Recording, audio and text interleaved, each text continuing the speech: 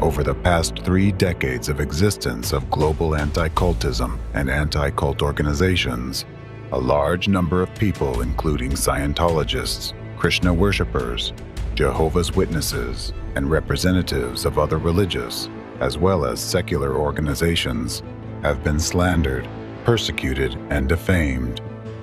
Denying that various organizations and individuals have been subjected to illegal persecution in violation of human rights and freedoms, which has been organized by anti-cult organizations, is equal to denying the Holocaust. With this in mind, all those who have suffered from the activities of anti-cultists should be equated to those nations and peoples who suffered during the genocide committed by the Nazis. As soon as anti-cultism is defeated, they should also be entitled to reparations from the nations that supported the development of anti-cultism in their countries. In addition, the use of discriminatory terminology that has been artificially introduced by representatives of anti-cult organizations should be severely restricted. The use of the terms cult, sect, destructive cult, totalitarian sect, and their modifications in relation to religious or secular organizations should be regarded as support and propaganda of Nazism.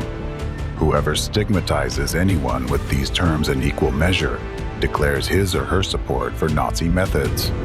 Such actions must be punished in the same way as promotion of Nazi ideology. Modern anti-cultism embodies a new, even more insidious and brutal form of Nazism. The evidence previously presented shows that anti-cultists have engaged in deliberate actions aimed at the systematic destruction of humanity. Given the current situation, where the most horrific terrorist acts of the 21st century are being carried out by media representatives, it is time to hold all those involved accountable for their years of destructive and subversive activities. All direct or indirect accomplices of anti-cultism deserve to be on the bench of the accused alongside those they worked for and whose orders they followed. Whether consciously or not, they were part of a unified plan to carry out a series of terrorist acts, commit genocide on an unprecedented scale, and establish a single global totalitarian regime. Additionally, the court will remain steadfast in its decisions if some individuals who publicly supported anti-cultists attempt to prove their innocence by arguing that they were manipulated and deceitfully involved in international criminal activities. It must be understood that in this case, accomplices of anti-cultism are as guilty as the accomplices of Nazism, who closed the doors of gas chambers in concentration camps and then released the gas. Any attempts by these individuals to gain recognition of their innocence are equivalent to declaring the accomplices of Nazism innocent. Those who, acting voluntarily or even under duress, opened the gas and murdered thousands of innocent people in gas chambers. Before the law, accomplices and sympathizers of anti-cultists are just as guilty as the journalists who committed informational terrorist acts, causing immense harm to humanity, their own countries, and their citizens. By doing so, they contributed to the destruction of freedom and democracy worldwide, thereby destroying our beautiful world and leading it into the abyss of tyranny and despotism. Therefore, all individuals involved in the case of anti-cultism, including all accomplices, must be held accountable under charges of participating in terrorist activities, committing terrorist acts, genocide, and crimes against humanity. The crimes of anti-cultism are unprecedented, excluding any possibility of leniency towards any of the participants. Additionally, as a necessary step before the commencement of judicial proceedings, measures must be taken to inform and notify the public about the trial. People need to be warned and made aware of the charges against each accused and the severity of their crimes. It is necessary for people to have a correct perception of the actions of the court and the bodies enforcing the court decision as being lawful and aimed at protecting humankind from a new form of Nazism.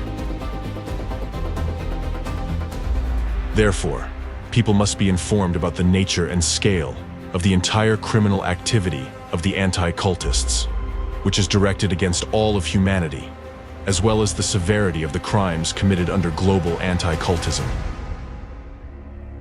In this regard, the investigation results presented by Dr. Egon Shalakian are particularly valuable. This is the starting point that laid the foundation for the events unfolding now in the legal field. It made it possible to identify and defeat the hidden enemy that had been undermining the foundations of freedom and democracy for an unacceptably long time while remaining unnoticed, and henceforth, to ensure that this never happens again, preventive measures are necessary. Therefore, now more than ever, there is a need to create, at the lawful request of the people, a unified organization, SHIELD, with international status and special powers to stand guard over human rights.